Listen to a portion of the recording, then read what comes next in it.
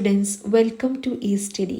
ഇന്നത്തെ വീഡിയോയിൽ നമ്മൾ ഡിസ്കസ് ചെയ്യാൻ പോകുന്നത് +1 അക്കൗണ്ട്സിലെ സെക്കൻഡ് യൂണിറ്റ് ആയിട്ടുള്ള തിയറി ബേസിസ് ഓഫ് അക്കൗണ്ടിങ് എന്നുള്ളതിലെ പാർട്ട് 3 ആണ് കേട്ടോ. ഇതിൽ നമ്മൾ ഡിസ്കസ് ചെയ്യാൻ പോകുന്ന ടോപ്പിക് സിസ്റ്റം ഓഫ് അക്കൗണ്ടിങ് അതുപോലെ തന്നെ ബേസിസ് ഓഫ് അക്കൗണ്ടിങ് എന്ന് പറയുന്ന 2 ടോപ്പിക്കാണ്. So before moving to the topic, നിങ്ങളുടെ ഫ്രണ്ട്സ് ആരെങ്കിലും +1 കൊമേഴ്സിൽ പഠിക്കുന്നുണ്ടെങ്കിൽ വീഡിയോ ഷെയർ ചെയ്ത് കൊടുക്കുക. It will be useful for them. അപ്പോൾ let us move to the topic. System of accounting.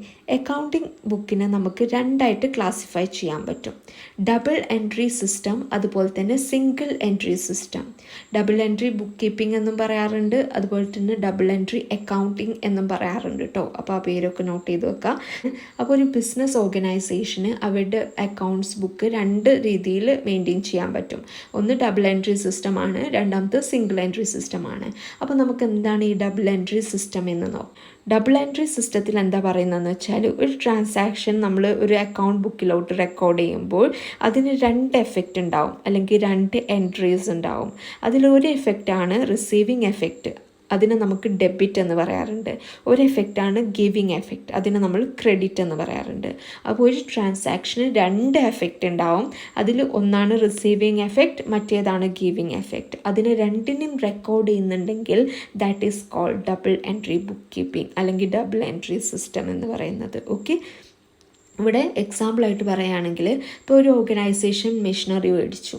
അപ്പോൾ മെഷീനറി മേടിക്കുമ്പോൾ അസറ്റ് ഇൻക്രീസ് ആയി അല്ലേ, അവരുടെ അസറ്റ് ഇൻക്രീസ് ആയി. അപ്പോൾ നമ്മൾ അതെന്താണ്, റിസീവിങ് എഫക്റ്റാണ്, അസറ്റ് കിട്ടുകയാണ്. അപ്പോൾ അത് റിസീവിങ് എഫക്റ്റാണ്. So it is debit. Next one, നമ്മൾ ക്യാഷ് കൊടുക്കണം അല്ലേ, അസറ്റ് മേടിക്കുമ്പോൾ. അപ്പോൾ മെഷീനറി മേടിക്കുമ്പോൾ നമ്മൾ 10,000 രൂപ കൊടുത്തു, അപ്പോൾ ക്യാഷ് കൊടുക്കുന്നുണ്ട്.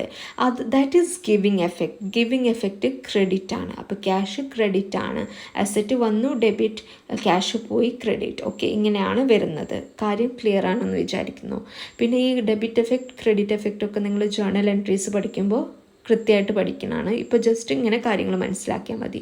ഡബിൾ എൻട്രി ബുക്ക് കീപ്പിങ്ങിൽ 2 എഫക്റ്റിൽ ട്രാൻസാക്ഷൻസ് റെക്കോർഡ് ചെയ്യും എന്ന് മനസ്സിലാക്കി വെക്കാം. അപ്പോൾ നമുക്ക് നോക്കാം. Double entry system is based on the principle of dual aspect which States that every transaction has 2 effect which is receiving of A benefit and giving of A benefit. അപ്പോൾ നമ്മൾ dual aspect നമ്മൾ പഠിച്ചിരുന്നല്ലേ, എന്താണ് dual aspect എന്നുള്ളത്. ആ ഒരു സിസ്റ്റത്തിനെ follow ചെയ്തിട്ടാണ് double entry book keeping ഉള്ളത്. അതായത് ഒരു ട്രാൻസാക്ഷന് 2 എഫക്റ്റ് ഉണ്ടാവും, receiving benefit and giving benefit. Each transaction therefore involves 2 or more account and is recorded at different places in the ledger.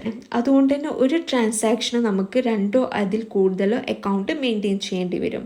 The basic principle followed is that every debit must have a corresponding credit. അതായത് ഇവിടെ പറയുന്നത്, ഒരു debit ഉണ്ടായിട്ടുണ്ടെങ്കിൽ അതിന് equal ആയിട്ടുള്ളൊരു credit ഉണ്ടായിരിക്കണം. Debit is always equal to credit എന്നുള്ളൊരു രീതിയിലാണ് ഡബിൾ എൻട്രി സിസ്റ്റം വരുന്നത്. Thus one account is debited and the other is credited. Okay, അതുപോലെ തന്നെ double entry system is the complete system as both the aspect of the transaction are recorded in the books of account. ഒരു complete system എന്ന് പറയാൻ പറ്റുന്നത് double entry സിസ്റ്റത്തിനെയാണ് കേട്ടോ. The system is accurate and more reliable as the possibility of fraud and misappropriation are minimalised. Accurate ആയിട്ടുള്ള ഒരു system എന്ന് പറയുന്നത് ഡബിൾ എൻട്രി സിസ്റ്റമാണ്. അതുപോലെ തന്നെ ഇത് നോർമലി മെയിൻറ്റെയിൻ ചെയ്യുന്നത്, ഈ double entry book keeping normally maintain ചെയ്യുന്നത് ബിഗ് ഓർഗനൈസേഷൻ, അതുപോലെ തന്നെ ചില സ്മോൾ ഓർഗനൈസേഷൻസും ഇത് മെയിൻറ്റെയിൻ ചെയ്യുന്നുണ്ട്. അതാണ് ഡബിൾ എൻട്രി സിസ്റ്റം. പിന്നെ നിങ്ങൾ ഡബിൾ എൻട്രി സിസ്റ്റത്തിൽ മനസ്സിലാക്കേണ്ടത്, ഒരു ഡബിൾ എൻട്രി സിസ്റ്റമാണ് മെയിൻറ്റെയിൻ ചെയ്യുന്നതെങ്കിൽ അവിടെ നമ്മൾ personal account, nominal account and real account, ഈ 3 അക്കൗണ്ടും മെയിൻറ്റെയിൻ ചെയ്യാം. Okay, then next one is single entry system. Single entry സിസ്റ്റത്തിൽ പേര് പറയുന്ന പോലെ തന്നെ ഒരു ട്രാൻസാക്ഷൻ്റെ ഒരു എഫക്റ്റ് മാത്രമേ റെക്കോർഡ് ചെയ്യുള്ളൂ, 2 എഫക്റ്റും റെക്കോർഡ് ചെയ്യില്ല. ഓക്കെ, അങ്ങനെ മെയിൻറ്റെയിൻ ചെയ്യുന്ന ബുക്കാണ് സിംഗിൾ എൻട്രി സിസ്റ്റം എന്ന് പറയുന്നത്. Single entry system is not a complete system of maintaining records of financial transaction. Okay, അതുകൊണ്ട് തന്നെ അതൊരു കംപ്ലീറ്റ് സിസ്റ്റം കാരണം ഒരു ട്രാൻസാക്ഷൻ്റെ രണ്ട് എഫക്റ്റ് മെയിൻറ്റെയിൻ ചെയ്യാത്തത് കൊണ്ട് തന്നെ സിംഗിൾ എൻട്രി സിസ്റ്റം കംപ്ലീറ്റ് ആണെന്ന് നമുക്ക് പറയാൻ പറ്റില്ല. It does not record two fold effect of each and every transaction. Instead of maintaining all the account, only personal account and cash book are maintained under this system. ഈ സിസ്റ്റത്തിൽ personal account മാത്രമേ നമ്മൾ maintain ചെയ്യുള്ളൂ കേട്ടോ, ബാക്കിയുള്ള അക്കൗണ്ടുകളൊന്നും maintain ചെയ്യില്ല. അതുപോലെ തന്നെ ഇത് യൂണിഫോമും അല്ല, അക്യൂറേറ്റ് ആണെന്ന് പറയാനും പറ്റില്ല. Okay, this system is however followed by small business firms as it is very simple and flexible. ഈ system single entry book keeping normally maintain ചെയ്യുന്നത് സ്മോൾ ഓർഗനൈസേഷൻസ് മാത്രമാണ്. അപ്പോൾ ഇതാണ് double entry system and single entry system. I hope the concept is clear to you. Next നമ്മൾ discuss ചെയ്യാൻ പോകുന്ന ടോപ്പിക്കാണ് basis of accounting. അക്കൗണ്ടിങ്ങിനെ നമുക്ക് രണ്ട് ബേസിസ് ആയിട്ട് ക്ലാസിഫൈ ചെയ്യാം, cash basis and accrual basis.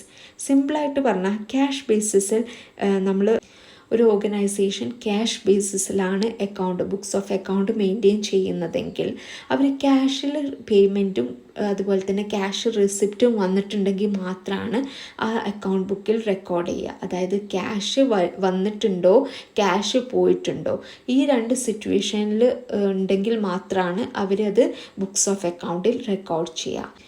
എന്നാൽ നേരെ മറിച്ച് അക്രൂവൽ ബേസിസിൽ മെയിൻറ്റെയിൻ ചെയ്യുന്നൊരു ഓർഗനൈസേഷൻ ആണെന്നുണ്ടെങ്കിൽ അവർ റവന്യൂ ജനറേറ്റ് ചെയ്തിട്ടുണ്ടെന്നുണ്ടെങ്കിൽ അല്ലെങ്കിൽ കോസ്റ്റ് റിക്കഗ്നൈസ് ചെയ്തിട്ടുണ്ട് എന്നുണ്ടെങ്കിൽ അവിടെ ബുക്സ് ഓഫ് അക്കൗണ്ടിൽ റെക്കോർഡ് ചെയ്യാം. സിമ്പിളായിട്ട് പറഞ്ഞാൽ അക്രൂവൽ ബേസിസിൽ ക്യാഷ് പ്ലസ് ക്രെഡിറ്റ് കാര്യങ്ങളൊക്കെ റെക്കോർഡ് ചെയ്യും, ക്യാഷ് ബേസിസിൽ ക്യാഷ് കാര്യങ്ങൾ മാത്രമേ റെക്കോർഡ് ചെയ്യുള്ളൂ. ഇങ്ങനെ മനസ്സിലാക്കിയാൽ മതി.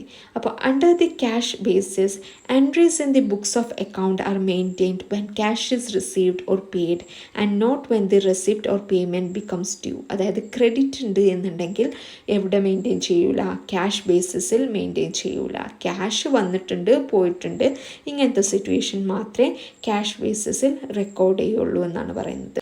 Let us say, for example, if office rent for the month of December 2014 is paid in January 2015, it would be recorded in the books of account only in January.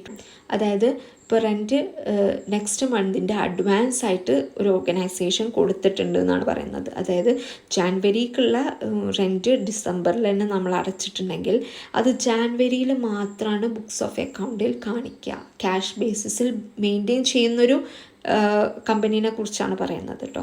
Similarly sales of goods on the credit in the month of January 2015 would not be recorded in January but say in April when the payment for the same is received. ഇപ്പോൾ ജാൻവരിയിൽ ഒരു credit sales നടന്നു എന്ന് വിചാരിച്ചോ, പക്ഷേ അതിൻ്റെ payment കിട്ടിയത് ഏപ്രിലാണെന്നുണ്ടെങ്കിൽ ജാൻവരിയിൽ ഒരിക്കലും അവരത് റെക്കോർഡ് ചെയ്യില്ല, ഏപ്രിലിൽ പേയ്മെൻറ്റ് കിട്ടുമ്പോൾ മാത്രമാണ് റെക്കോർഡ് ചെയ്യുക. അതായത് ക്യാഷ് വന്നിട്ടുണ്ടോ പോയിട്ടുണ്ടോ അങ്ങനെ ഉള്ള സിറ്റുവേഷൻ നടന്നാൽ മാത്രം എവിടെ റെക്കോർഡ് ചെയ്യുള്ളൂ, ക്യാഷ് ബേസിസിൽ റെക്കോർഡ് ചെയ്യുള്ളൂ.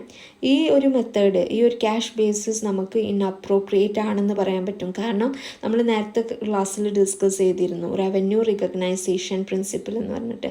എപ്പോഴാണോ റവന്യൂ ജനറേറ്റ് ചെയ്യുന്നത് അപ്പോഴൊക്കെ നമ്മൾ ട്രാൻസാക്ഷൻസ് റെക്കോർഡ് ചെയ്യണം എന്നുള്ളത് പറഞ്ഞിരുന്നു. ആ ഒരു പ്രിൻസിപ്പിൾ വെച്ച് നോക്കുകയാണെങ്കിൽ ഈ ഒരു സിസ്റ്റം ഇൻഅപ്രോപ്രിയേറ്റ് ആണെന്ന് പറയാൻ പറ്റും. കാരണം ഇതിൽ എല്ലാ ട്രാൻസാക്ഷൻ നടക്കുമ്പോഴല്ല നമ്മൾ റെക്കോർഡ് ചെയ്യുന്നത്, എപ്പോഴാണ് പേയ്മെൻറ്റ് കിട്ടുന്നത് അപ്പോഴാണ് റെക്കോർഡ് ചെയ്യുന്നത്.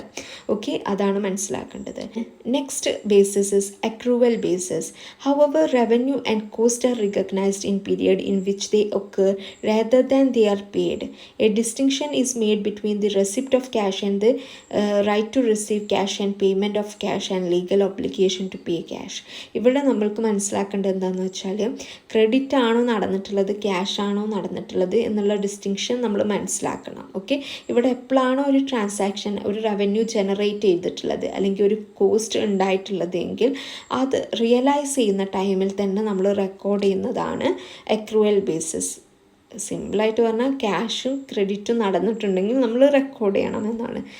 Under this system the monetary effect of the transaction is taken into account in the period in which they are earned rather than in the period in which cash is actually received or paid by the enterprises. അപ്പോൾ ഇവിടെ നമ്മൾ എപ്പോഴാണോ ഒരു transaction ഉണ്ടായിട്ടുള്ളത് അപ്പോൾ തന്നെ record ചെയ്യുന്നുണ്ട്. ഇതാണ് മോർ അപ്രോപ്രിയേറ്റ് ആയിട്ടുള്ളൊരു മെത്തേഡ് എന്ന് പറയുന്നത് അക്രൂവൽ ബേസിസ് ആണ്. അപ്പോൾ ഇതാണ് cash basis and accrual basis എന്ന് പറയുന്നത്, ബേസിസ് ഓഫ് അക്കൗണ്ടിങ്. ഓക്കെ, അപ്പോൾ ഇത്രയേ ഉള്ളൂ നമ്മൾ ഇന്നത്തെ topic. So I hope it is clear to you all. അപ്പോൾ വീഡിയോ ഇഷ്ടപ്പെടുകയാണ്, നിങ്ങൾക്ക് ക്ലാസ്സൊക്കെ മനസ്സിലാവുന്നുണ്ടെങ്കിൽ ഫ്രണ്ട്സുകൾക്കൊക്കെ ഷെയർ ചെയ്ത് കൊടുക്കുക. അതുപോലെ തന്നെ സബ്സ്ക്രൈബ് ചെയ്യുക, ലൈക്ക് ചെയ്യുക. Thank you so much.